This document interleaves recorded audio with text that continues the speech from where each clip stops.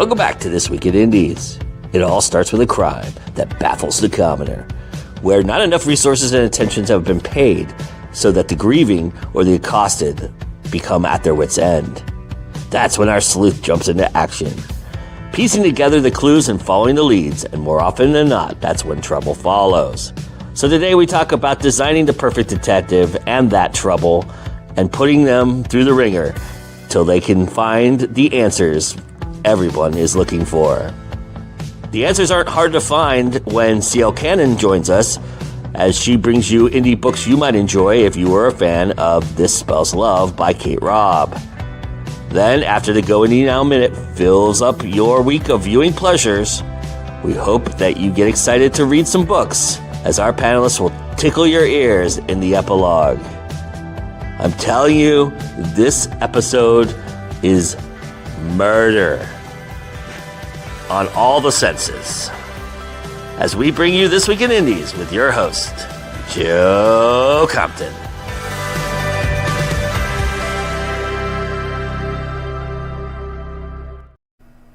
Hello, everybody. Welcome to This Week in Indies. Good morning, good afternoon, good evening, wherever you are. It's so good to see you. So good to have you here.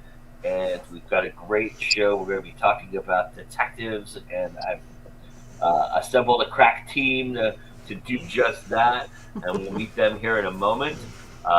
We also here love to celebrate independent art and the opportunity for all of you to help independent art. So my friend Kendra Souter has been working on this incredible zombie series that is finally seeing fruition. They just filmed a little teaser for the trailer and the GoFundMe, and now they are asking for your help. So we're going to show you a little bit of what they've done and what they're hoping to do, and then we'll get to talking about detectives. So enjoy this little teaser of Back from the Dead.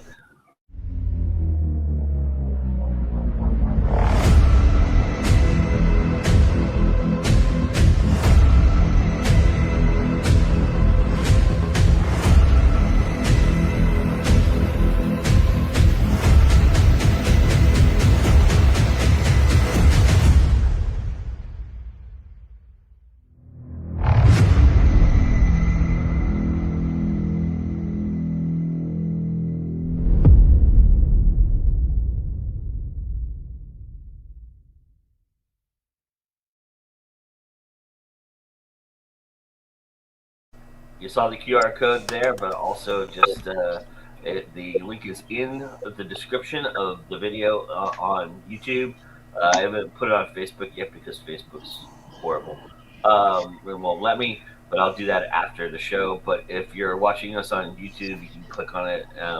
Click on it after the show. But it's there for you to enjoy, or you can rewind and obviously grab the QR code that you just saw there. But Back from the Dead is a passion project that Kendra's been working on for about, as long as I've known her, probably 5 or 6 years, and it's finally seen fruition. So I'm real excited for them, and hopefully this leads to them making this series and getting it out there into the masses. It's I've read a few excerpts of what they are trying to accomplish, and it's very unique and very different.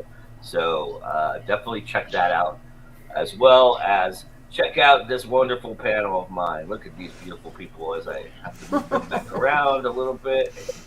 Here we go. Now everybody's in the proper place. Well, in the place that I put them. So in the place you would not been assigned. Hello, everybody. How are you all doing? Doing well. Good. Yeah. We've got a bunch of people in the chat. Jessica breaking the fourth wall.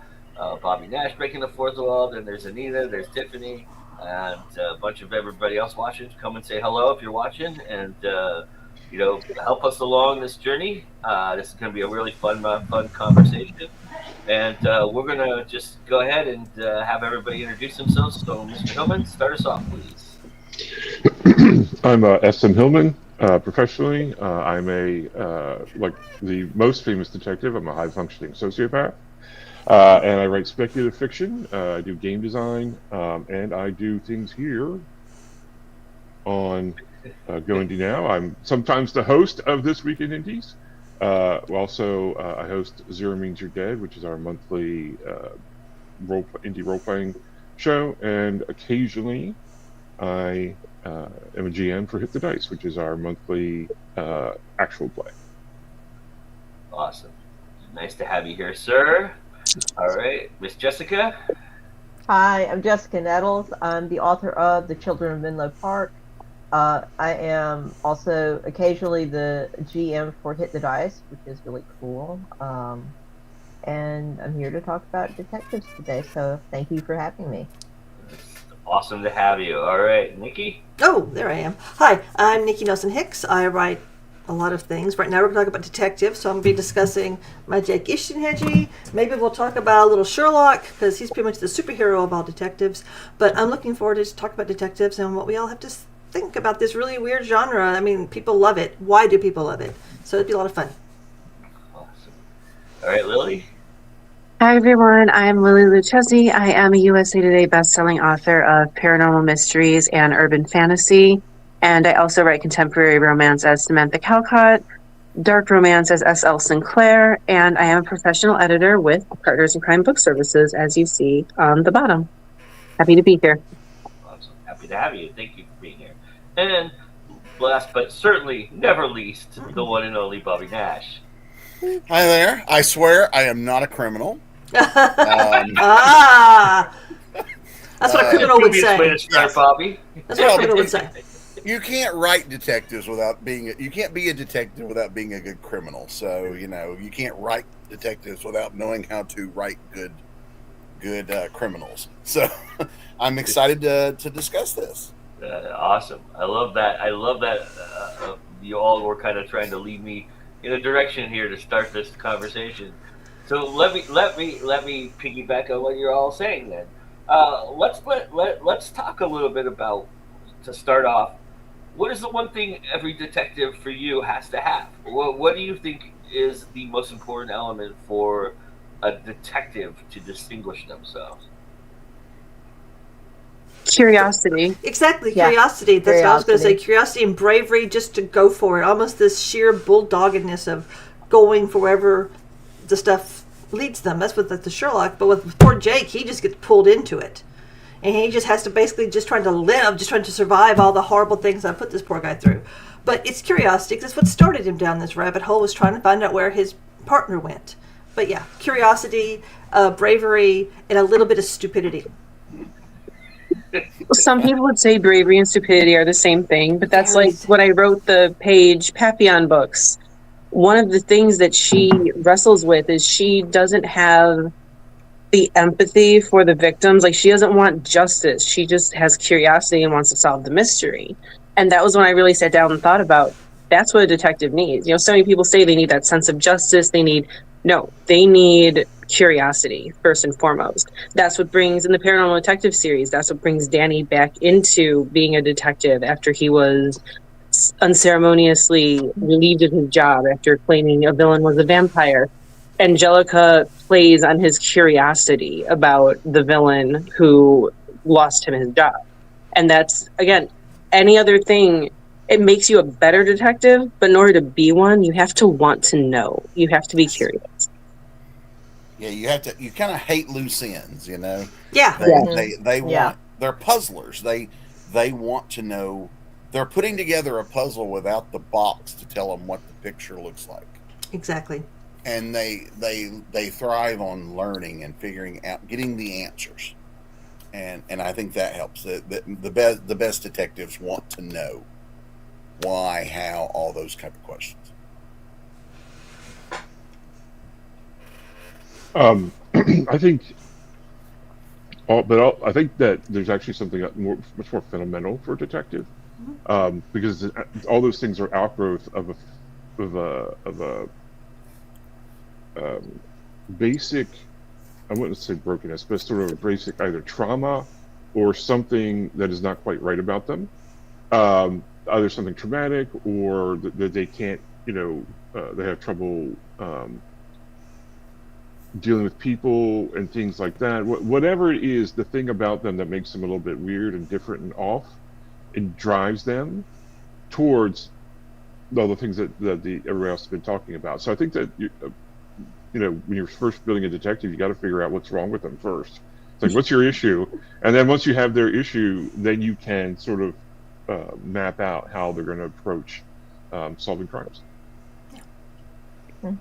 I have a friend who was a detective at the LAPD, and his big superpower is he can read a person. He can read a person like that. He can just sit you down and boom, boom, boom, boom, boom. And only that he's a friendly guy. He has a very long face, was very feminine face, and he told me all this. I we would go right in front of each other, and I just talk to them. And I let them know that they're in a safe place, and they just open up to me. And he has broken a lot of cases, and he did a lot of sex crimes because these guys just, well, I think I like you. And it was just, his superpower was he could read people, and people just liked him.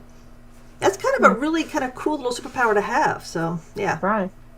And some of my favorite earliest detective memories were not from books, but were from TV.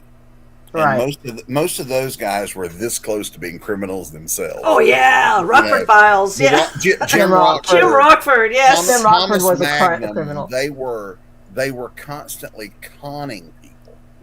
So they had to be they were con artists, at heart, but they were doing it for the good reasons. Right. Yeah. When I was a little kid, I read the Babysitter's Club mystery series. And I was also reading Sherlock Holmes at that age. I was reading Nancy Drew, all of that. My mom got me started on that stuff young. But like you said, in the Babysitter's Club, these are these very unassuming, adorable young girls who are lying, stealing, breaking and entering, because unlike, what Nikki said about her friend, no one believed them because they were just cute young girls. But no one also suspected that they were going around actually trying to solve these mysteries and solve these crimes. So I think being unassuming is very, very helpful for a detective. Oh, yeah. Like Columbo. You look at Columbo. Yeah, you look at Columbo. Who's one of my favorite early detectives, along with Jim Rockford, who's like a major crush of mine. Yeah.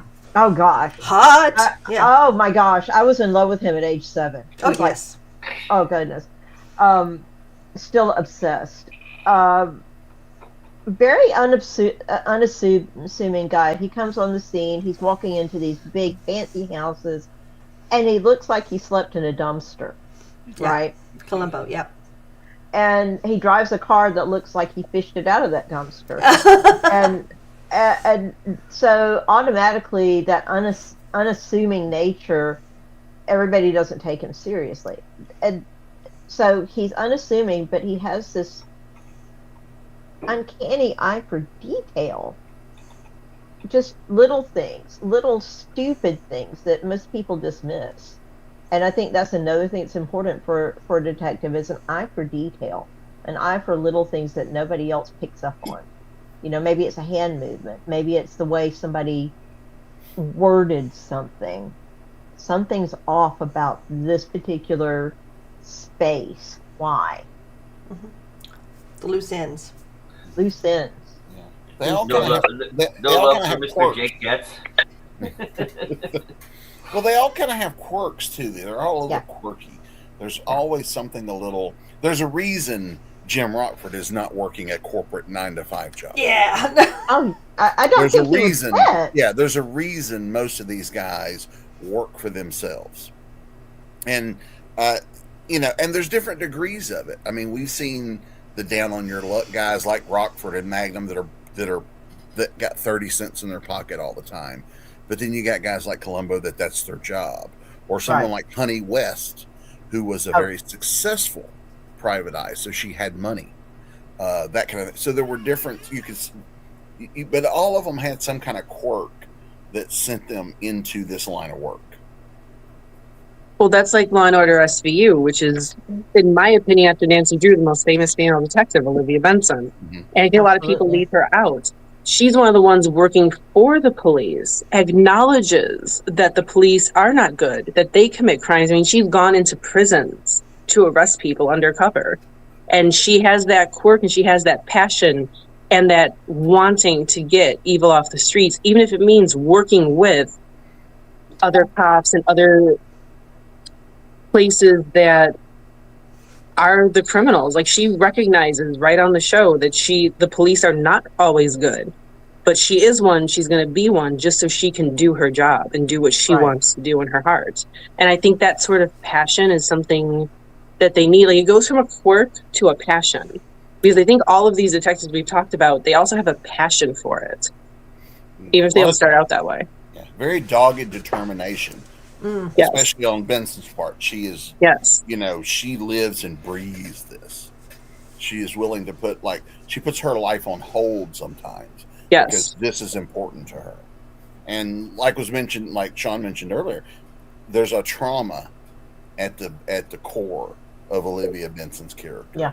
That she was a child. That she was a child of her mother being raped, and that has informed that character through all these. You know, she's been on TV over 22, 23 years. Yeah. So yeah, we've got to see how that has shaped how she tries to get justice for victims. And I think that's something other shows can do it, because of course women are always the ones, we're giving you the trauma. We need some men with some trauma, and they did have Elliot Stabler having some trauma. That's why I had Danny become traumatized and have PTSD in the Paranormal Detective series. It's always the woman who's got the trauma.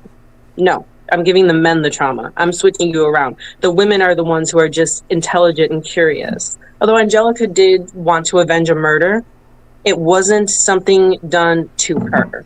And that was my very, very biggest point when building my two very separate detectives. And then again with Paige later, I wanted to ensure I did not give them that very typical, no offense to you guys, but the typical male gaze, the woman had a trauma and now she wants to fix everyone else's life. No, they just like to do this shit. They like to put criminals away and solve crimes. That's it. Okay, awesome. No, you guys just took it and rolled with it. I love it. That's what we do. One of the things about detective stories that are very interesting to me is there is a genre labeled for this. You know, the crime genre, detective crime genre, whatever subgenre. There's cozy detective mysteries, you know, things of that nature. But you really could put your detective in any situation, and you could change the genre of how it appeals, you know, to the reader. You know, you could. I mean, I could see Jake Hedgie in a horror story. Horror, fine. I'm just thinking cozy. No, there's way too much blood and gore. I could never do a cozy. As I could see Snow in a comedy. You know, I mean, you know, in some respects, his life is kind of a comedy in some respects. Yeah. That's like, there's so many of those, you know, so many of the examples we've mentioned that a lot of times the stories that stand out aren't the one where they take a case, but it's because their friends or their family have caused such headaches in their lives. I mean, yes. the best Rockford episodes were where Angel got in trouble. Oh God! You know, the best Magnums were where one of his buddies is in trouble and he's trying to help him. You know, Encyclopedia Brown was always trying to help his school buddies out of trouble. So sometimes it's that helps kind of to have the comedy, because it's not just someone that needs help, it's someone I know. And, you know, and we give more grief to people we know that are in trouble. And we do. My point is, though, that that detectives become versatile in that respect. Mm-hmm. So, you know, you labeled all of these attributes of detectives, but is there something specific about that aspect of, you know, just being able to utilize a detective in so many different ways? Is it helpful to you, or is it, I don't know, is it a crutch in a lot of ways? You know, because you develop these stories and they become, you know, you have them set somewhere, right? And so I'm curious if you looked at utilizing your detectives in other manners and other ways, and kind of figuring out if they could fit into some other, you know, I know Lily has, you know, not to spoil anything for anybody, but Lily has some crossover going on throughout her urban fantasy to cozy mystery series, and so I'm wondering if that's something you guys all consider, or your detectives are set in their world, and that's just the sandbox that they like to play in. I Well, mean, for me, I mean, since you possible. brought my thing up, like, I originally wanted a very large world. My favorite author, God, it's going to pop up, is Stephen King. He has a huge world connected to everything, even his standalone books. So many things connect back to the Dark Tower or to Derry, Maine or to Castle Rock, and everything's in one big universe. So I always wanted to do that, but I didn't set out to do it per se because these characters come to me independently. But the point of having this big world is to show basically mostly Angelica in these other settings, or how one person affected this world. Because had Angelica not made the decisions she made in Paranormal Detectives 7 and 8, there would be no Paige Papillon. Paige would not have the job she has, the paranormal private investigator, because there would be no need for her. Everything would still be set. So there is a progression, and me, yes, wanting to take them out of just their tiny world and expanding it and growing it. Because I think real life detectives, they're affected by the real world. The decisions they make affect the future. So why wouldn't that be the same with books? Yeah. I mean, so, yeah, I think that Kate and Shadow could appear in other places. They're flexible. I mean, yeah, right now they're set in the 1880s, 1890s, but time moves forward and they're immortal. So, yeah, they could flex over and do something. Maybe. So I think if you want to go there, Jessica, because that's kind of a spoiler alert. But I mean, things are possible. I don't know. I haven't gone there yet, but it's possible. So the thing about everything we write is it's a commentary on either the times we live in. Well, it is a commentary on the times we live in, but it's also commentary on the era that we're putting the detectives in. So for instance, I think one of my favorite medieval detectives, Cat File. I enjoyed that series. You have and so that's medieval Europe. For the series I'm working on now, the first novel, Cannibal Row, it's noir, it's cyberpunk, it's also cannibalism. But all that is social commentary, right? Those are all genres that have some kind of commentary about the world we live in now, even more so in some places. So I think, yeah, I mean, detectives, whether wearing a badge, not wearing a badge, however, whatever the context of their detectiveness is, they certainly can fit into what we would consider to be many genres, because of the idioms of being a detective are go across genre.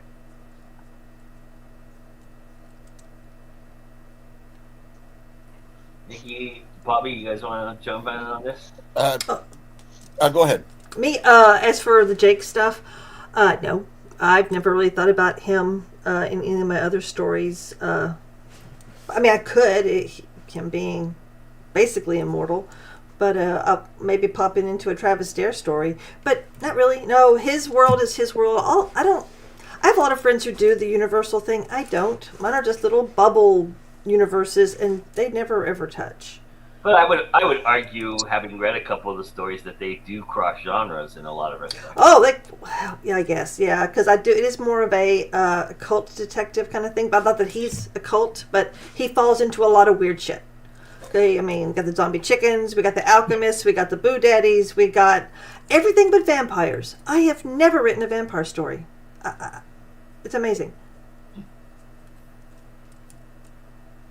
Yeah, it depends on what it is. I mean, like I do have some of my, like the Snow and the Sheriff Myers and Eagle. Those do live in the same world, but it's the real world. So I don't have them running across monsters and demons like I do some of my other stuff. So in that respect, I could cross those guys over, but I don't suspect I would ever put Snow in like fighting a vampire or a werewolf or anything like that. It would be hilarious. That would be hilarious, though. Now, not to say we couldn't do horror. Like Snow couldn't go into a horror situation. It just wouldn't. It would be more of a real world horror situation. So, but yeah. So for me, those are just those are in that world. And I asked this question for a purpose, because I've read all of your stuffs. All of you here have read something of yours, and involving these detectives in particular as well. And the thing that strikes me is that, and this is the thing I think you have to have if you're writing a good detective, you have to have a sense of who they are and what they're about, and you have to have a pretty good idea of how to get them out of the trouble you're about to put them in. Because you put them in sticky situations. You all have a really good grasp on who your detectives are. Does that?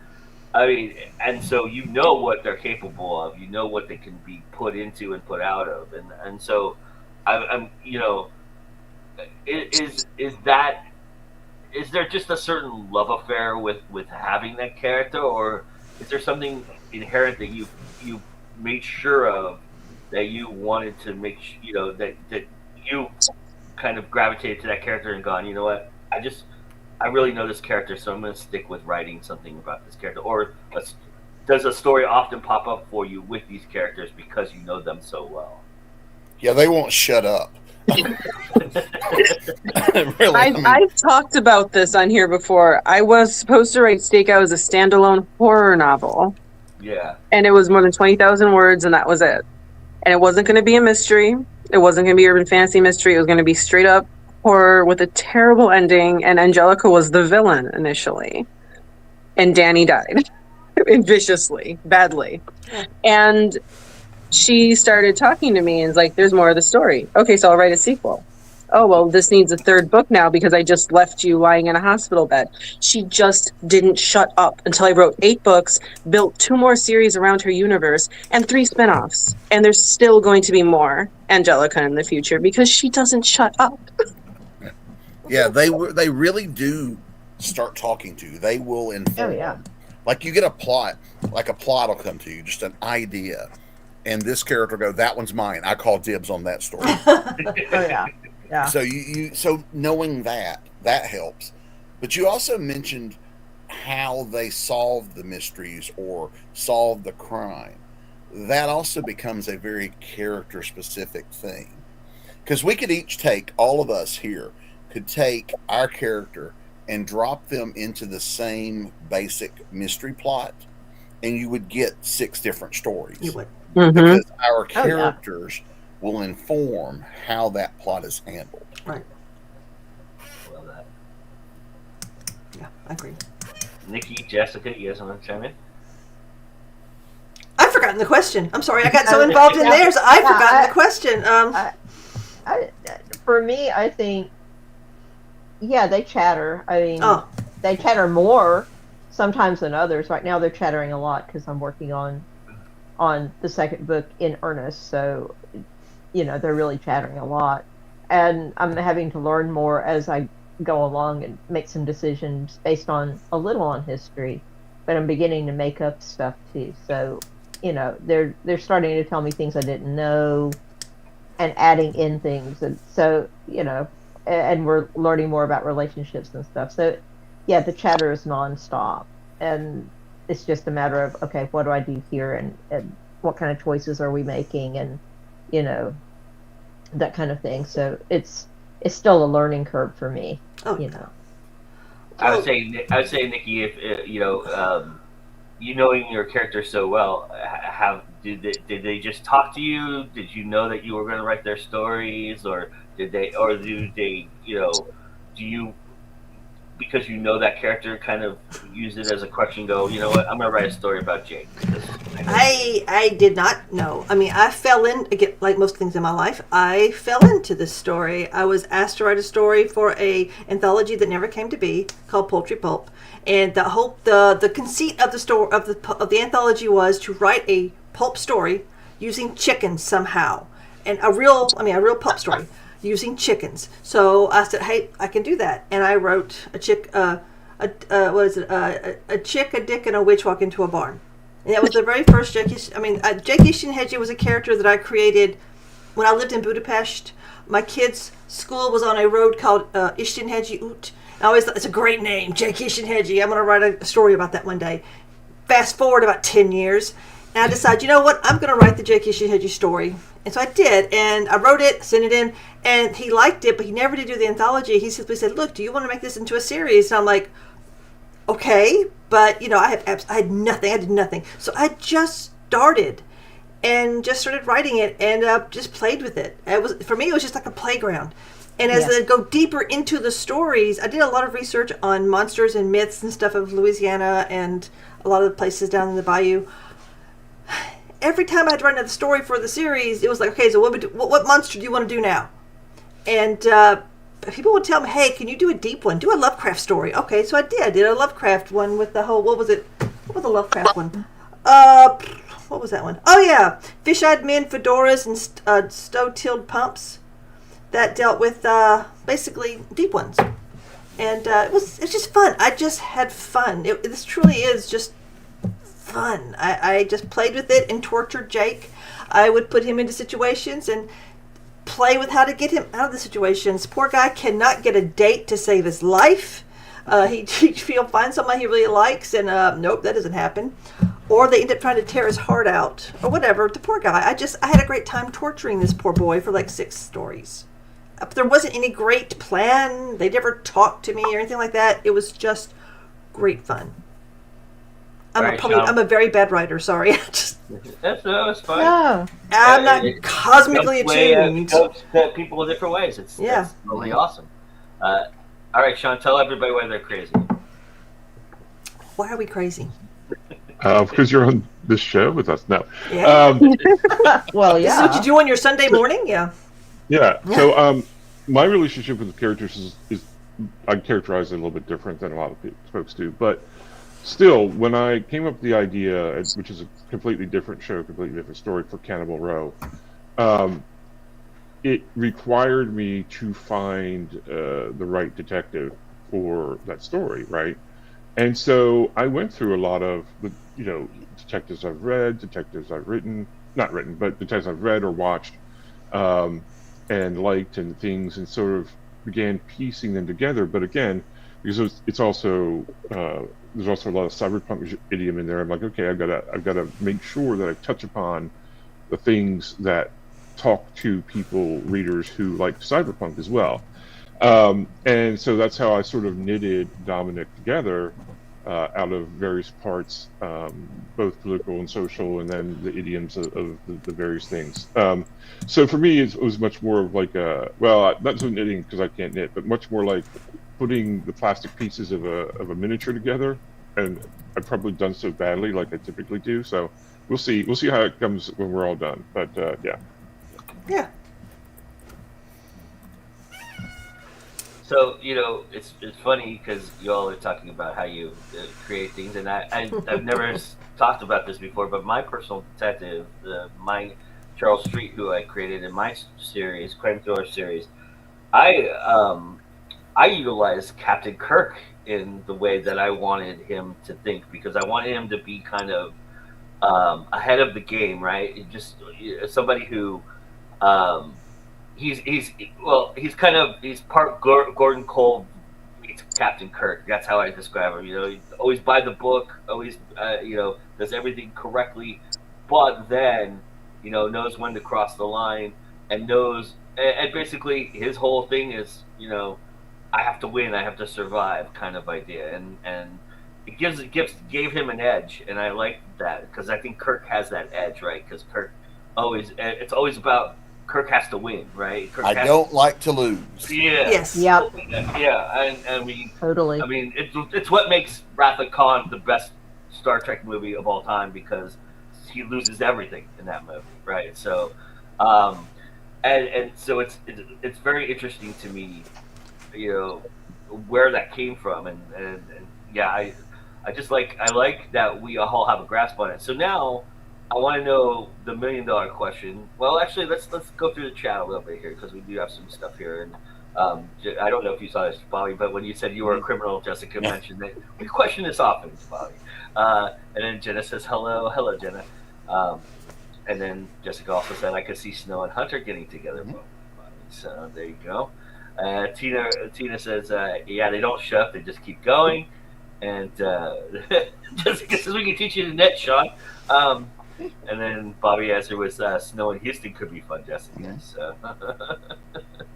Awesome. That would be an interesting dialogue to write. I was thinking that.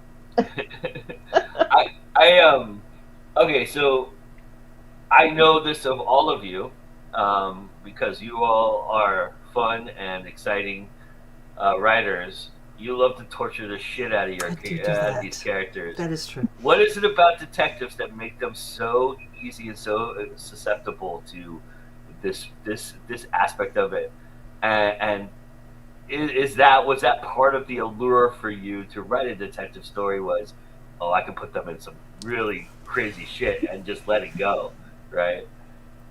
Take out your frustrations, yeah. Yeah, it's their curiosity for me. They're that feral 9-year-old that I was, that would just go out in the morning with a bag of sandwiches or whatever and just go out.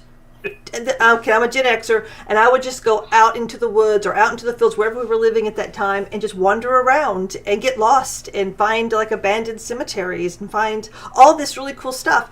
And it never occurred to me, hey, you could die. This is very dangerous for a 9-year-old child to be out there roaming around. There's rattlesnakes, there's wild dogs, there are crazy people. This was the 70s. But a detective doesn't care. A detective, again, was like a terrier, and they're just going for it. And when you go for it, sometimes you end up in a really deep hole. But that's the fun part, because we love that. We can do our little, we can play with them and be safe as we watch them get into terrible troubles and get all the bad things happening, and we're safe. They're getting the shit kicked out of them, but we're okay. But no, for me, it's that. It's the feralness and the curiosity and the childlike just wonder of just going forth and doing it without ever really thinking about, hey, maybe this isn't a good idea. Which is why sometimes I have a sidekick that is the person going, hey, maybe this isn't a good idea. And that person's always like, you just kick them aside. Yeah. Yeah, I mean, in Stakeout, there's a scene where it's a flashback for Danny when he was only doing mortal criminals. And he decided to go off and go confront a well-known drug king on his own and winds up getting his ass kidnapped, and his other partner had to go rescue him. And I think that's, the base of why we can do this and put these characters in this situation, because detectives are putting themselves there themselves. Like, we're not doing this. They're doing this. By the fact that they are detectives, they're putting themselves into those situations. And those of us like me who loves to torture them can take advantage of it.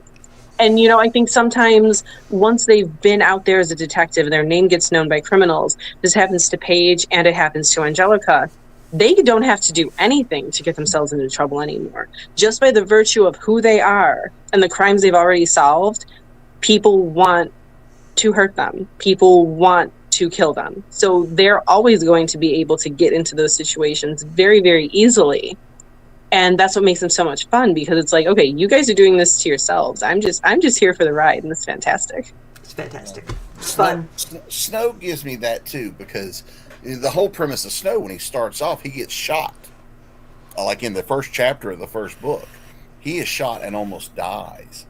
And it causes him problems. He should not be putting himself into these, because there's shrapnel near his heart that's going to kill him. But he keeps doing this, and it becomes this thing where his friends, the other characters, are like thinking maybe there's a problem. He has a death wish or something. So it becomes, is he doing it for that reason?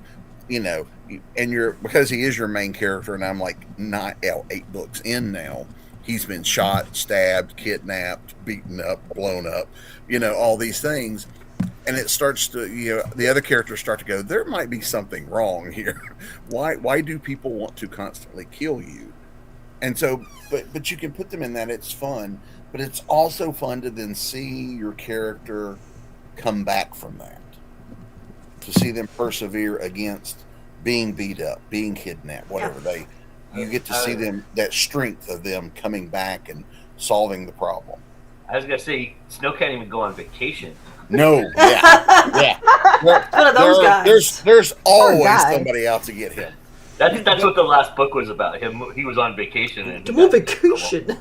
Yeah. Oh my god. He went on vacation and got kidnapped. God. Ah, I'm on vacation. leave me alone, man. Oh my I'm god. off the clock. Okay.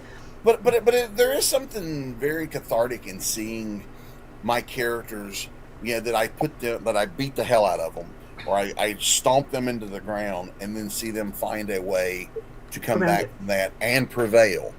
It's great hero moments. Yes. And but because it's real people, and because in most cases I'm writing real people, it's that indomitable human spirit. Yeah. But we still do it in a way that it fits that character. How does that character deal with it? Right. So that's fun. I enjoy that. It's fun. Right. Plus, it's fun. Torturing them is So just much fun anyway. It's just fun. Absolutely. Absolutely. For Kate, she's a ghost, so she's already dead, right? So it's like, okay, so now we have to figure out what's the challenge then. If she's already dead, can they kill her? So she's having to figure out what her limitations are now, and she does have limitations. She does have things that are still coming after her. There are still ways for her to die permanently, and she's learning about them, and she's learning that those ways are not very nice, and that they're willing to come after her in really ugly ways, and that her partner, as supernatural as he is, really can't help her. And he has his own problems with things that can come after him too. So both of them are kind of on a learning curve for her. And Shadow's also learning because he's learning to be human in a way, and still learning how to deal with these humans that are going to do stupid things and do stupid things to him. So yeah, there's a learning curve there, and there's a challenge there. They're going to shoot him. They're going to beat him up. They're gonna be things that are gonna try to take her to the outside, never to return. What are we gonna do about that? So the challenge is a little different, but it's still fun. I think I liked the moment when a detective has to become untethered from either normal operations. If there's a structure, there's always kind of some structure or some code of honor or something about the detective that prevents them from going outside certain lines, even if those are wide lines to work with. There comes a moment when the detective sort of comes untethered from that, right? I don't want to spoil anything for Cannibal Row, but I'll just say that there's a moment where Dominic has to decide, am I going to continue this as a normal cop, or am I going to take a chance, both physically, but also legally, but also ethically and morally, to make sure that this crime gets solved. So I like that moment of where they become untethered from the norm, right? But get back to something we said is, then there's, how do you handle coming back to, like on a Law and Order show, Olivia Benson is a cop the next week, right? Whatever she's done the previous week, she's basically back in the fold by the next week. And so how does the author take that untethering and retether the detective back to whatever structure that they helps them get through day to day?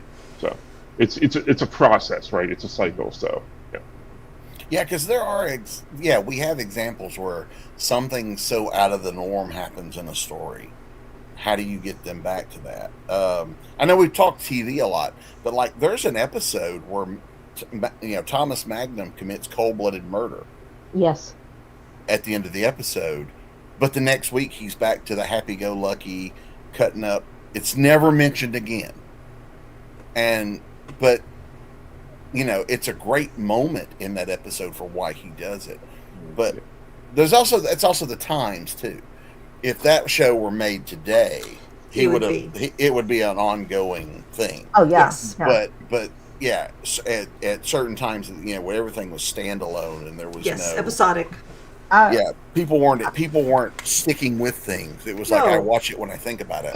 I think too that at that point nobody was really talking about PTSD, and let me tell you something, Thomas Magnum probably had PTSD out the wazoo. Oh yes. Mm-hmm. Yeah, that was probably one of the first shows that looked at it but didn't look at them as they were crazy because they had it. Up to that point, movies and stuff that had dealt with that kind of trauma, from soldier trauma, it was always because they had gone off the deep end and were going to murder somebody or assassinate somebody. Yeah, they didn't discuss it as the good guys really dealt with it, and it's like all of these guys, all three of them had PTSD, and they would have them, because I've been watching the series recently. Each one of them had moments when you're like, man, that's some PTSD there. And then they don't address it again. And it's like, all three of them need some real help here. Therapy. Some therapy. Therapy. Get these people guys. in the VA. Yeah. But they talk about it more now. The VA was much more helpful with PTSD, with medication and therapy. When my husband was finally diagnosed, it was okay. It wasn't like, shh, don't talk about it. It was like, okay, here's therapy, here's meds. Yeah. Right, because especially in media at that time, on TV and movies, men had to be men. Men don't feel emotions. We're don't have emotions. Especially if they're the detective ilk. Push it down, and you drink it down. Let's go to the bar. Yeah. Yes, hit the bar. Drink away your feelings. Yeah. And I think that like all the things you guys are mentioning is one of the reasons that more authors are kind of reminding people, especially if you're a new writer, TV is not something you should be inspired by. Now, I talk a lot about being inspired by the 5-act structure instead of 3, but aside from that, so many things that TV can do and just kind of gloss over things because it's a time limit. They have a time limit that we don't have. That's another reason a lot of things get glossed over. Not even just that it's episodic, but they just don't have the time. So that's why it's one of the things that's very important for us to develop things in ways that TV never can and never will be, because we don't have those limitations. We don't have pages made that stop that. Executives and advertisers who tell us what to say. I mean, television. Television is an advertisement tool. It's not there for art. It's there to sell you soap.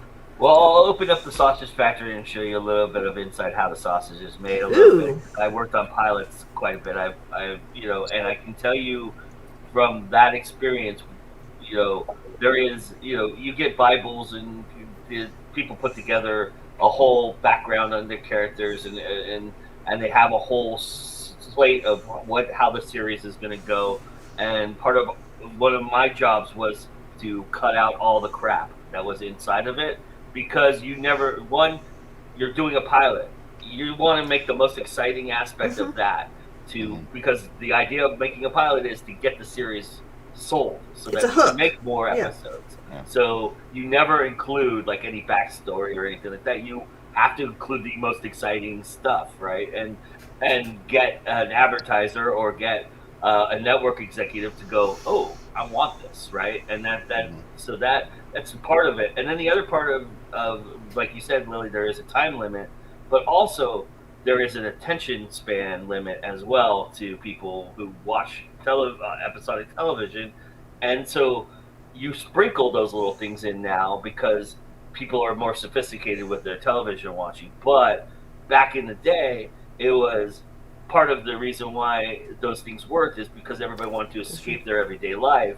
So they got lost for an hour in Rockford Files. They got lost for an hour for Magnum PI. It's also part of the lore too, because now everybody. How many times have you heard about? Oh, Perry Mason only lost one case in his entire career. Why? How does that happen? That is just and then the whole Murder, She Wrote. When they redid the series, they wanted to kind of make it a little bit more darker, right? And a little bit more edgier, because everybody had this whole thing about Jessica being so sweet all the time and being able to solve all these murders all the time. But that was part of the lore of it. I think so. One of the coolest things about detectives and cozies, and why cozies I think are popular right now, is that we want that escape. We don't want to. We don't want all the bullshit that we are dealing with on a daily basis to come up and deal with that. We just want to go away for 100, 250, 150 pages, 200 pages, and There's, not there's think no about anxiety. anything else. There's no anxiety in a cozy. Yeah. Right. No matter what you're putting the characters through in a cozy, you know in the end they're going to come out fine. Yeah. And everyone's going to be happy. And it's something that, because people always ask, why do you like those if that you know the ending? Same with romances. And it's like, it's comfort. And I think people don't understand. It's comfort. And we can still enjoy the story along the way. Yeah. It's how you get to that ending that matters. Right. And in terms of, too, like pitching, like if you're pitching to a TV show, pitching a pilot, or if you're pitching to a publisher, your first audience is who you're pitching it to. So taking Murder, She Wrote as an example, pitching Murder, She Wrote to CBS is one show.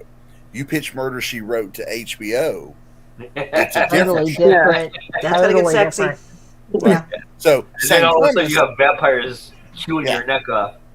Same premise, but the approach is different because of where you're putting Jessica Fletcher's got bigger boobs. Yeah. Nobody, and I can tell you, every single person who comes in with a pilot has an aim of where they want their show to go. Yeah. They all think it's going to go one place, but they will jump at the chance if the Hallmark Channel says, "Oh, we want to turn this into a nice, sweet romance," because the money that the Hallmark Channel will throw at you is undeniably much more than what HBO would ever give you to run 6 episodes. You know, it's just because they have the money to do that, and they know in order for people to, to want to do the Hallmark Channel, unless you're aiming for the Hallmark Channel, we got to pay you to get you out of your comfort zone, right? So, and plus they know their audience. Oh yeah. I mean, I got years ago. We were going to pitch something to Hallmark. We had the opportunity, and they sent the whole packet of what and oh my God, there's a lot of rules for that for Hallmark. But they explain in that we know our audience. This is what our audience wants. Our audience is this age to this age primarily. Yeah. That's who we're aiming for, and this is what they want. Yeah. And this is why we're doing it. So, basically, it's like, don't pitch us anything that falls outside of that because we can't do it. Can't do it. Not that it's bad, it's just not for us. Right. Speaking of knowing our audience, we know our audience pretty well because anybody who watches this show knows that CL Cannon knows our audience pretty well too, because she has great books for you. If you are a fan of mainstream media, she brings you each and every week this wonderful Indie Connection, and this week is no exception.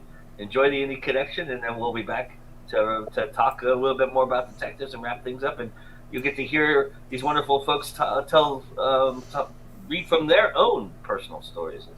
So get ready for that, and here we go with the Indie Connection.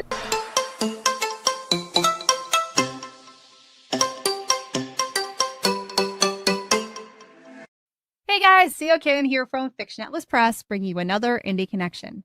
And today I'd like to tell you about some indie books that you might enjoy if you're a fan of This Spells Love by Kate Robb. The first book I have for you is called One More Wish by Lindsay Lanza. Always be careful what you wish for. Maya Bloom has a secret. For as long as she can remember, all her wishes have come true. One quick plea to the universe, and whatever she wants is hers. The problem? They always backfire. Which is why Maya is done wishing. Well, until her wedding day, when she is in desperate need of the truth. And when it feels like her whole life is imploding, she makes a split-second decision to run to Vermont and be with her best friend, Ellie. Liam Harley has a problem. He's been living his best single dad life in small-town Vermont, but he can't seem to forget the past. Not his last job as a Michelin star chef, not his night owl lifestyle, and especially not that night 2 years ago when he met Maya Bloom. When Maya shows up in his new haven of Sugar Valley, he wonders if he'll get a second chance with a woman who's been haunting his dreams. Unfortunately for him, she has no idea who he is. The second book I have for you is called Petals and Plot Twists by Jenny Proctor. Unlucky in love, Sophie Stewart might need a miracle to find her one true love. Or maybe just a little bit of magic. Sophie Stewart knows a lot about plants. The rooftop garden she tends and beautifies is ample evidence of that. What she doesn't know is anything about love, not with her long track record of always picking the wrong guy. But then a mystery flower pops up in her garden, a flower that only blooms in the presence of true love. Never one to shy away from a little magic, Sophie convinces her best friend Pierre to help her use the flower to find her soulmate. But after an unexpected kiss with the one man she never thought she'd fall for, Sophie starts to wonder if she's looking for love in all the wrong places. The flower has a plan, but only Sophie can decide if she wants to trust it or take fate into her own hands. The third book I have for you is called 1,000 Second Chances by Elric Shaw. The only thing worse than waking up stuck in a time loop is realizing your ex is trapped there with you. When Chris agrees to accompany his best friend on a university trip to picturesque Mackinac Island, he expects a weekend of mandated sightseeing. What he doesn't anticipate is also having to avoid the boy who broke his heart. Percy used to love his family's annual visits to Mackinac Island, but that all changed when his mother died. This school trip was supposed to be his chance to honor her memory. Instead, he finds himself face to face with the boy he walked away from. Enduring each other's company without reopening old wounds proves challenging enough. To make matters worse, Chris and Percy soon find themselves trapped in a mysterious time loop. Either they figure out how to confront their painful past and forge a new future together, or they'll be doomed to repeat the same infinite Saturday forever. And the last book I have for you is called Only a Chapter by Heather Tracy. A call to change a lifetime. Claire O'Donnell is in a dead-end relationship with her girlfriend until she receives a phone call that changes her life. Literally. In one timeline, her biopsy results are positive for cancer. In another timeline, her results are benign. In one timeline, the faceless person she has romantic dreams of becomes masculine. In the other timeline, they become feminine. Her world begins to diverge, setting Claire on differing journeys of self-discovery and romance. In both, her dreams seem to show what might happen, and she realizes they all started after she survived the fatal car crash that took her parents. There is one constant, that no matter the challenges she faces, this is only a chapter of her life. Explore how one phone call could change your life forever. Again, that's all for me this week. I'll see you next week on the Indie Connection. Bye!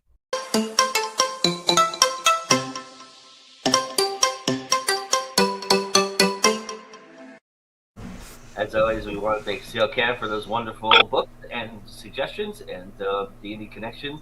As you see each and every week here at Go Indie Now, we're very grateful and thankful to have that.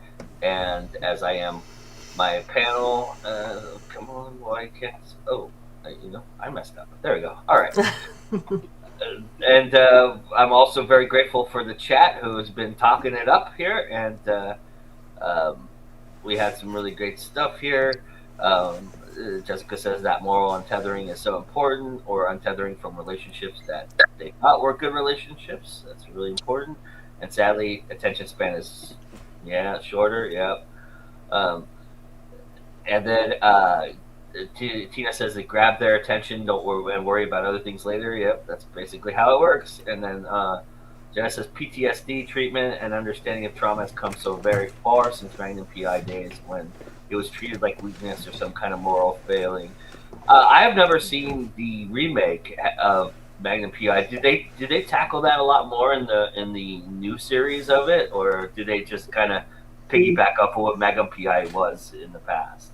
No, it's not really addressed quite as much in the newer ones. And yeah.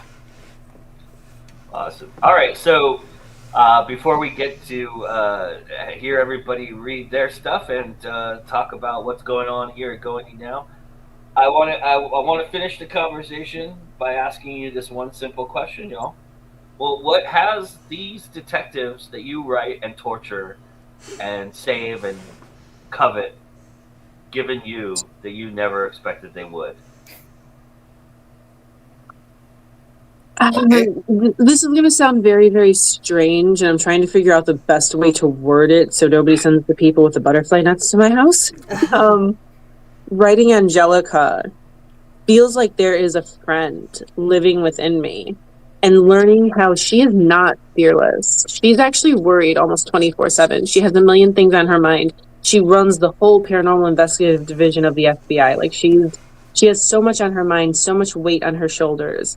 Yet she is so fearless. Even while being afraid, she is fearless and she has courage.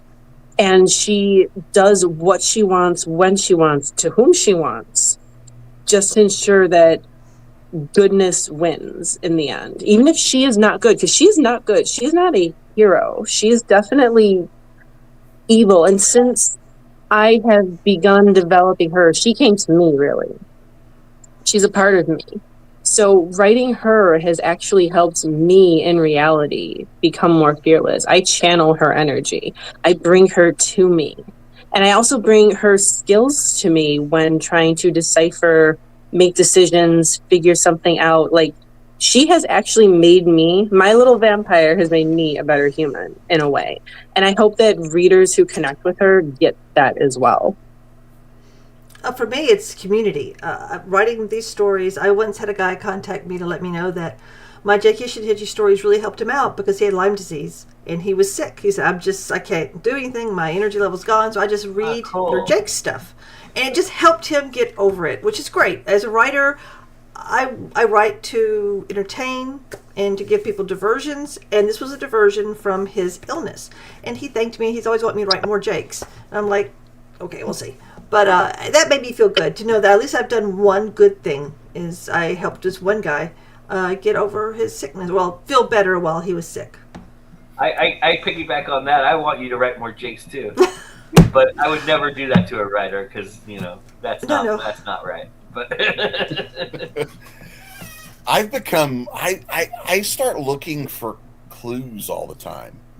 Because my characters are always in these situations where they're sometimes they're stumbling across problems to solve, that I look at everything now kind of with that eye of, is something going on there? Or my dad and I like to take road trips together. That kind of started during the quarantine era, and it's become this funny thing where as we're riding along, we'll start having conversations about, what, that would be a great place to hide a body. Yep. And so we're looking at, so that is in my head more now that I write, because I'm not just writing the detectives, I have to write the criminals. Right. And those things are in my head, looking at it from both sides of, so yes, I'm much more observant of life around me, but with an eye toward, is there something wrong here? Oh yeah. I do a lot of the observation game too of how could I put a body in that thing? Yeah. Would that thing kill this person this way? I don't know. And Kate also made me more bold, more willing to step out. I think she's the reason the book got sold, honestly, because she pushed me to go talk to people. Because I'm natively not just really bold, surprised. So she gave me some boldness, which is just stunning, and still pushes me. Still makes me, because she's really bold. She gets out there and she just does whatever, and I know she's afraid, but she still will do it anyway. And she's a good reminder that I can be terrified and do it anyway, and I'll probably survive. And that's pretty cool.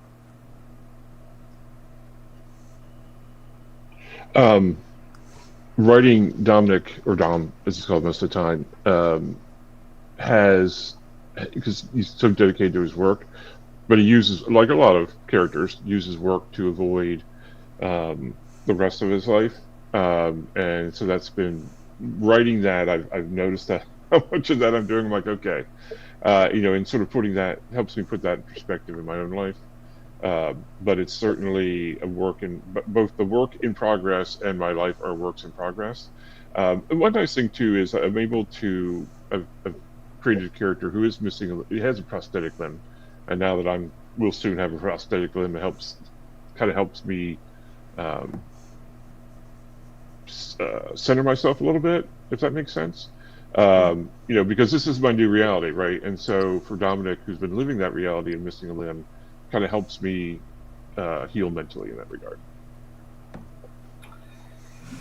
I have to say, I just feel smarter when I write characters like that, like my detectives, and I like feeling smarter. So because they're smarter than me, and I like that. I like kind of dissecting why they're smarter than me, and it's interesting. I like learning, and I learn so much from characters like that. So as opposed to the opposite, when characters frustrate the hell out of me because they're so dumb. Don't go to the room with the chainsaws in it. People, stop going to the fucking room. Stop picking up spell books and reading the goddamn spells. Please. Stop it. Anyway, thanks. That was an awesome conversation.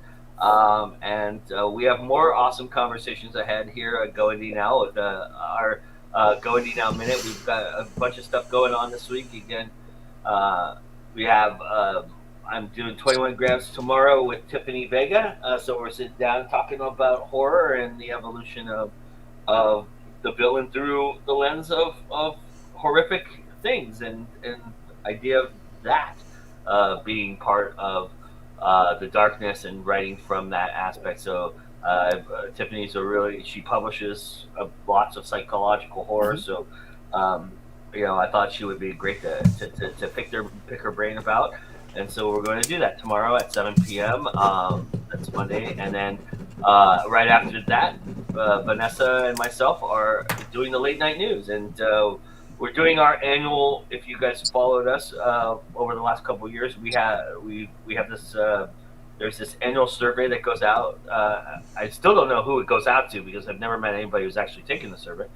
But a site does a survey of indie authors, and these are the results of the survey. We're going to go over that tomorrow and give you some insight into how the world of publishing is going for us indies out there. So we'll do that tomorrow, along with another great marketing tip from CL Cannon, and also a little tidbitty story from our own Mr. Sean Hillman there. So that'll be awesome tomorrow. And then during the midweek, Brian Tan and I are going to talk some wrestling, and then we're going to talk some movies at the end of the week. Our first show of 2026, where we're talking about 2026 movies. We have 3 films that you can watch right now that are part of the brand new year, and then one film that we're doing this year on our show, where we're doing the ability to have a guest come in and give us a recommendation. And SM Hillman, again, Mr. Sean Hillman here, gave us our first anime to review, and we reviewed Perfect Blue, so you don't want to miss that in the conversation that Brian and I had about that. And then on Saturday, a very special episode of on Valentine's Day, we're going to be talking about characters that are tortured by their past. On Trope or Not to Be Troped with A.F. Stewart, and she has Wayne Trammell as her foe in that debate, and so you'll be able to pick sides and figure out who is got the better argument there. That being said, we do have an epilogue, and our friends, all my friends here, have some wonderful. I think I mandated the detective story, but I don't care what you read. So whatever you want to read. Great. Well, now he says that. Yeah, now I've been. Damn. All right, who wants to go first? Who wants to jump in and read something? I'll go first, just to get it done, so I won't be so anxious. Okay, first of all, a little backstory about this. This is from the first story in the Jake Kishinheji series. This is a little backstory to the story to set it up. So Jake's partner in the detective agency, Barrington Bear Gunn, had received a letter from a client who wants him to retrieve his son, who's run off to New Orleans for a little, Creole fun time, if you know what I mean. Bear tells Jake, this is an easy gig. I'm going to go down there. You don't need to come with. I'm just going to go down to the woman's house in the swamp, scare the kid, send him home. This is easy money. But Bear doesn't come back. So Jake goes looking for him and finds that his friend has fallen into something more evil than he expected. And this is the scene where he finds Bear. Okay. On the floor, there was a red and black mosaic of a snake. Starting at the tip of the tail, my eyes followed it, round and round as it encircled a pit. Covering the pit was a large wheel supported by a pillar. I only imagined it was rooted to the bottom of the pit. On the wheel, strapped naked like a sick recreation of Da Vinci's Vitruvian Man, was Bear. Ichtenheim, oh my God, rolled out in my mother tongue. His stomach was flayed open. The skin flaps were carefully stitched to the sides so that his guts were open like a buffet. His intestines were pockmarked and torn where the chickens had gorged themselves on the tenderest parts of the banquet laid out before them. The air reeked of blood and shit. I pressed the back of my hand against my mouth to keep from tossing out my stomach. He stared at me with one wild, rolling eye. The other socket was a red mess where the chickens had pecked out the eyeballs. Bear's face was mutilated. His nose, cheeks, and ears were shredded. His lips were sewn shut. Oh, Christ. Hold on, Bear. Hold on. Just hold on. My father has always said a man only needed 3 things in his pockets: a handkerchief, a wallet, and a sharp knife. I shoved the gun in my waistband and pulled out my pocket knife. I'm here, Bear. Everything is going to be okay. He shook his head violently. The wheel turned slightly. He snorted heavily like a tortured bull. Clots of bloody snot flew out. He was terrified. I wasn't even sure he realized it was me. Bear, it's me. It's Jake Ishenheady. Bear! I held his face gingerly, what was left of it, and forced him to focus on my face. Listen to me. I'm going to get you out. He shook his head, and tears ran out his one good eye. I stroked his forehead and tried to calm him. But you have to be still. Do you understand me? I need you to be still so I can cut the threads. I took his still silence as acceptance. I started snipping the threads with my knife. I kept my blade sharp so it was easy work. I wasn't prepared for what spilled out of his mouth. Salt. Bloody pink and black clotted salt. Bear gagged up the rest of the foul stew and sputtered out something unintelligible. I bit down closer to hear him. What? His breath was hot and smelled like burnt pennies. Kill me, Jake, he whispered, and run like hell. That's fun. Fun family stuff for a Sunday morning. I know. All right, who wants to go next? I can. Do it. This is a little snippet from Snow Island, the one Joe mentioned earlier, where Snow tries to go on vacation and gets kidnapped. As you do. This is, I'm going to read from chapter 5. This is after Snow has disappeared. A little backstory for Snow. I've often told people that Snow is my love letter to these TV shows that we've talked about, Rockford and Magna, that kind of stuff. This one is probably the most that falls into that, because every 70s detective went to Hawaii at least once. They did. Oh, and they always had backdoor pilots, and this book does both. So this is part of the backdoor pilot because we're focusing on other characters who are trying to find Snow. So chapter 5. Samson Brooks was frustrated. Since getting the call from Archer Snow about his grandson's disappearance, he and Walker had checked with all their friends and informants on the island. Abraham Snow wasn't a local, so there weren't many who even knew who he was, much less what had happened to him. Years of working undercover taught Snow to work hard not to be noticed, an unfortunate side effect of the job. Samson found himself guilty of still trying to blend in and not draw attention. It was a mindset that was hard to adjust. Anything? Walker Brooks asked as his brother opened the passenger side door of the SUV and got inside. Nada, Samson said. O'Leary said he heard something about some out-of-towners on the island for something happening on one of the outlier islands, but he didn't think it had anything to do with our boy. Cal over at Wickham didn't have anything either. No scuttlebutt about a former operative on the island. He also mentioned something about something happening on the island. Might be worth checking out, just in case. That's good news, at least. How so?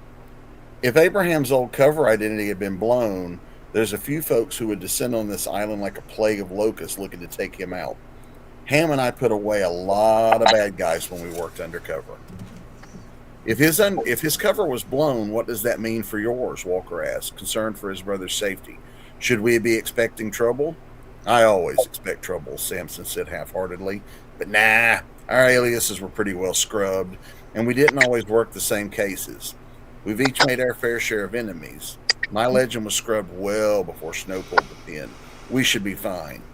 But, Walker prompted, but I'll make a call and verify, Samson. Samson pulled his cell phone and dialed a number from memory. It's Samson, he said after the call was answered. I wish this was a social call, but I've got a missing operative, Snowman. Walker Brooks could only hear his brother's side of the conversation, but he found the economy of it fascinating.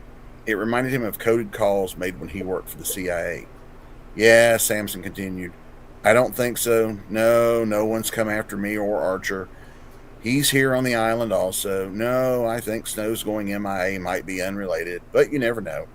I have been wrong before. He nodded along to the person on the other end. I'll give it some thought, he said. Yeah, I haven't heard anything, but better safe than sorry. Start pulling files on the usual suspects. See if there's been any chatter around any of the old aliases. I'll keep my head on a swivel here. You watch your back too, Elizabeth. If mine or Snow's legends have been compromised, then yours might have as well. We'll call when I know anything. Former handler, Walker asked. And we'll stop there.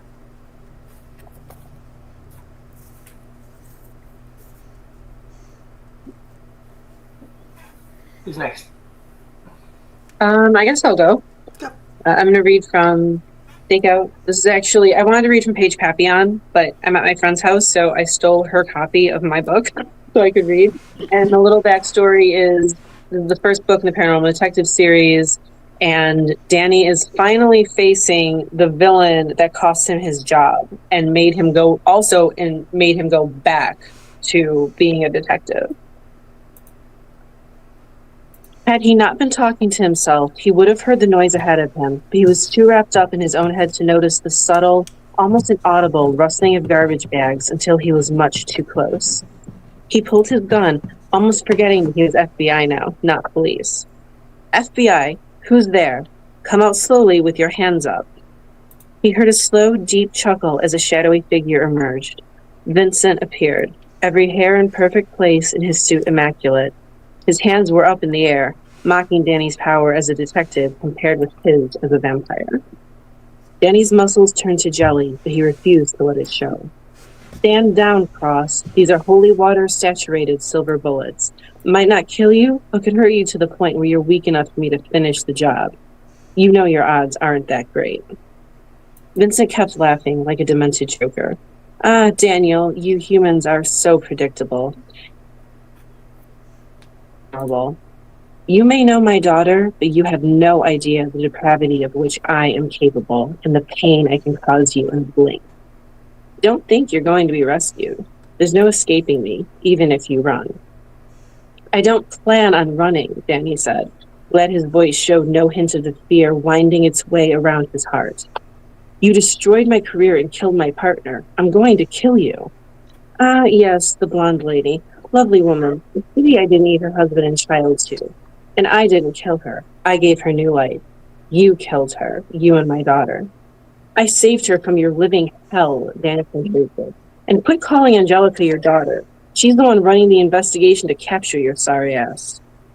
That statement made Vincent laugh harder than ever. You silly little human. Angelica doesn't want to catch me or even kill me. This is all a ruse, you fool. All to trap you. She lost you in your previous life, and she wants you back for eternity. Now, is he telling the truth? You'd have to read the book to find out.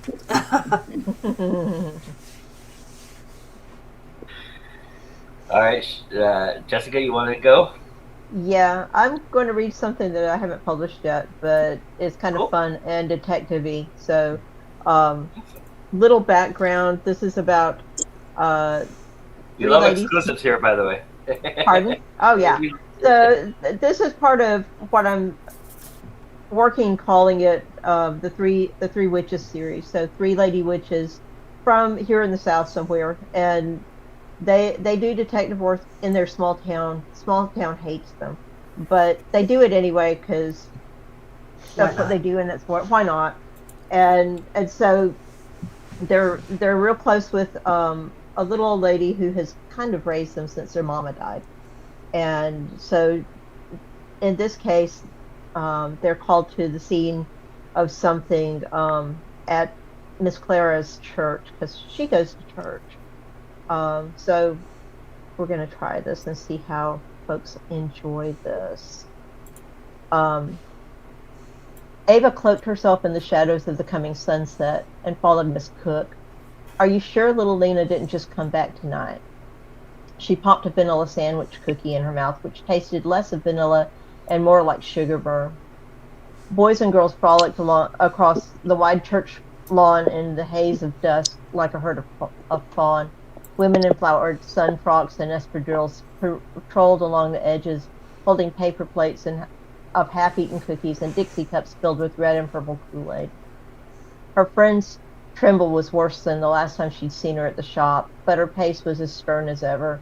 Every kid in town loved and feared Clara Cook, and she kept a vigilant watch over each of them when they were at her church. She was here at gathering time, and she had a friend, but I didn't see either of them once we marched inside. Ava's burgundy sundress fluttered in the hot evening breeze. She fanned herself with a large matching hat and sipped sweet tongue-staining purple Kool-Aid from the Dixie cup. I know what you're thinking, but it ain't possible. Mama dealt with that thing, and it ain't coming back. The older woman turned on her and put her hands to her hip. We thought that about the demon in the basement, too, remember? That had nothing to do with Mama. Her friend took her hand. I wasn't saying that, child. Your Mama did what she could, and I know that demon going after Brother Sam wasn't her fault. What I am saying is if that demon came back, then someone could have rattled up Opal Shockley again. A young boy with deep green eyes ran up to them, gasping for air. Miss Clara, come quick, it's Lena. Before they could say a thing, he darted back towards the wood behind the church. They followed him to the back edge of the lawn where the trees rose like sentinels around the church. A chestnut-haired girl, wearing wire-frame glasses and a pink sleeveless dress, sat against a poplar. She looked more like a doll than a living person. The minute they arrived, a low murmur began behind them as children in bright-colored shorts and matching blue T-shirts reading God's Great Adventure began to gather around them. Miss Clara turned on the growing group and put her hands on her hips once more. Where are our teachers? Her voice echoed up the hill, and several younger women who were wearing the same blue T-shirts with skirts appeared and began gathering the children into small groups. Ava stepped back into the cool embrace of the forest, oak and poplar. No need to exacerbate the issue or be accused of nonsense by being seen. Her friend crouched next to the small frame girl with red hair and put that in the back of her hand on the child's forehead. She's fainted from the heat, no doubt. I'll get water. The rest of you go back to class. It's craft time. One or two of the younger ladies hesitated, but the rest of the crowd dissipated like God herself had spoken. Miss Clara gave a glare at the stragglers, and they hurried to follow the rest. As soon as they were gone, the old woman turned the girl's head and pulled out a lace handkerchief and dabbed her neck. 2 dots of red widened on the white linen. Someone's found the house back there in the old graveyard, she said. Looks like you were right. Ava helped her friend stand up and then lifted the girl in her arms. Why in the world can't folk leave well enough alone? The elder church lady led her back to the back door of the fellowship hall, where they wouldn't be seen. Awesome. New story. I love it. Thank you. All right, Mr. Hillman, you ready? Yep. So this is just a short excerpt from the work in progress, Cannibal Row.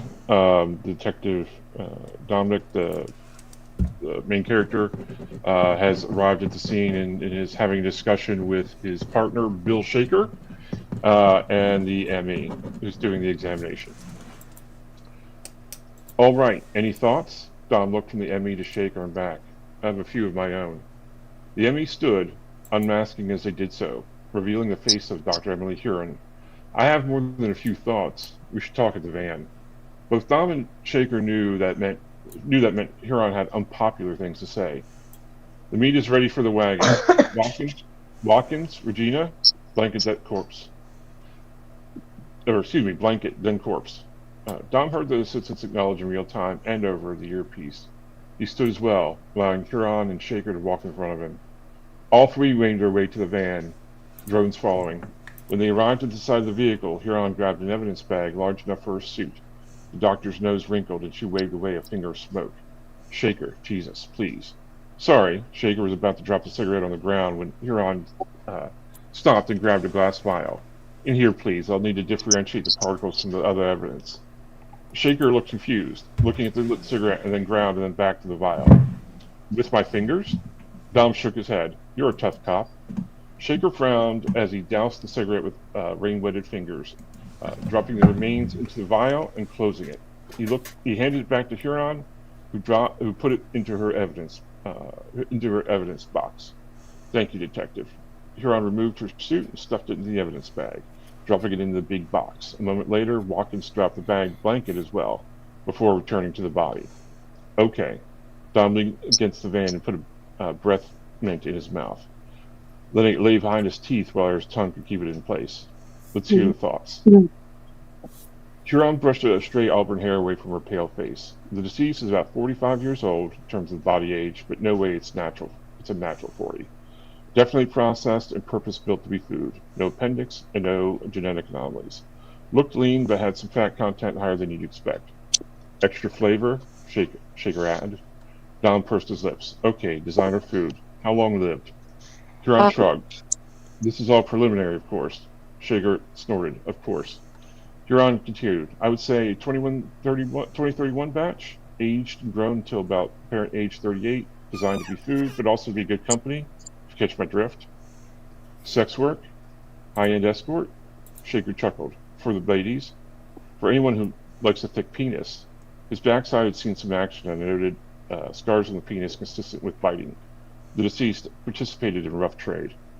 Consensually, Dom already had a picture of a boutique operation, making frozen dinners for sex and eventually serving at a grand feast for people with enough money to pay. Hard to say. The scars were a few months old, maybe older, but my gut says yes, this body consented. Silence fell. Watkins and Regina walked by with the body, now wrapped and covered. Dom watched them, looking down at the sack of meat that had once been a human being, no matter how unnatural the creation. In the absence of other evidence, Dom allowed a pool of sympathy for the deceased to sit inside of himself. Not enough to get emotionally involved. That would never happen. But enough that Dom looked past personal exhaustion and complications to the person or persons who had killed this human being. Cause of death? Not poison or drugs. Neck intact but head missing. Either a femoral bleed or something to do with the head. Lack of internal organs makes it harder, of course, but I can say this person was processed. The operation is too clean to be fraternity kids paying for a romp and eating the entertainment. The kill was planned. Everything with an approving barcode is missing. This suggests the perps knew what they were about. Very That's interesting. it. That's really interesting. Mm-hmm. Looking forward to that. Yeah. So, everybody, you can check out everybody's wonderful work. I know this is not exactly what everybody read, but this is books by every single person here. So go grab those. These are the QR codes you can grab. You'll also see this at the end of the show when we do our outro, and then you'll get an opportunity to grab them as there as well. But this is everybody here, and thank everybody for taking the time to read and do all that wonderful things. Let's go around the room and say goodbye and tell everybody where they can find you. Bobby, start us off. Where can they find you, sir? Yes, BobbyNash.com is the hub for everything. I'm on a lot of the social medias. You can find me there. Stop by, say hi, check out some of my work. Just a quick plug. This book just came out this week, Captain Science in Oz, which was a lot of fun. And so, that's me. Awesome. Everybody go get that, please. All right, Lily? Thank you guys for having me again. You can find me on social media. I'm on Facebook, Instagram, Threads, TikTok, and Partners in Crime Book Services is on Substack. And also, shameless plug, I am currently ready to pre-launch my next Kickstarter for the Coven series, the first book in the Coven series, The Coven Princess. So please go and check that out. You can just look up The Coven Princess on Kickstarter or my name. And if you help me hit 50 followers, there will be an exclusive preview just for you guys. That is awesome. Go do that, everybody. Miss Nick. Hi. I'm here. You can find all of my stuff on Amazon, The Great Evil, but it's all there. I'm on all the social medias, TikTok, Facebook, Instagram. Unfortunately, my website, I'm in the midst of getting a new one, so I'm still working with that. And other than that, I have nothing new. The thing I was working on, it's been pushed for another year now. For good reason. Reasons. And but it's fine. It's fine. So other than that, that's it. I'm everywhere. Trust me, I am like the wind. I'm everywhere. Well, we hope you blow back into here eventually. I hope so. It's always a great fun. Thank you so much for inviting me. I've always had so much fun with this. Awesome. All right, Jessica? You can find me on www.jessicanettlesauthor.com. You can find me more in a live way on Facebook and Instagram, Steampunk English on Instagram, where you can see pictures of my cats, my crochet, my baking occasionally, and other weird things that I might be doing. Whatever I decide to take pictures of goes on the Instagram. The next place I'm going to be is going to be in March, and it's going to be what is it called? The Georgia Vendors Market. I think that's what it's called. In Rome. It's the first time we're doing the show, but it looks like it'll be fun. It's going to be on March 14th. We'll be there all day selling books and selling crochet and watercolors. Come on out and see us. You know, are you teaching at Saga this year? I am not teaching at Saga this year. In fact, I'm probably not going to end up being able to go because of circumstances, which makes me sad. But the circumstances are actually good circumstances because a friend is getting married. So, okay. Yeah. All right. Yeah. So it works out. So, but maybe next year we shall see. Cool. All right, Sean, tell everybody where they can find you, and give us a little preview of Hit the Dice too while you're at it. So I'll give you that first. Chris Telton for this month is going to write. He's going to run one of his, I believe, action heroes. His indie RPG that has been out for a while, so that should be fun. You can find me at on Instagram and Facebook, SM Hillman. You can find my website is thewickedboys.com. It's a little outdated, including the blog, but I'll be updating that soon. I do have something. I don't have a cover or anything yet, but I do have my next collection of short stories coming out in April before JordanCon called Orb Weaver. It'll be much more heavily science fiction focused than The Language of Skeptics, which you see here, which still has plenty of sci-fi in it. And you can find me here. You'll find me here next Sunday, at This Week in Indies, hosting that. You'll find me on Zero Means You're Dead. We just this last week we just posted for February. Take a look at that. Feel free to comment, like, and subscribe. I'll be producing Hit the Dice this month, and hopefully our Hack the Dice will also be starting this month. So, thanks for having me. Thanks for being here. Thank you all for being here, and you have arrived at Go Indie now. If you've never been here before, please hit that subscribe button, like and subscribe and comment and do all the wonderful things to help everybody get seen here. And also, you get to see a bunch of stuff that we're doing all week long, as you saw earlier. That being said, we thank you for joining us, and remember that it's always time to go indie now. We'll see you later. Bye.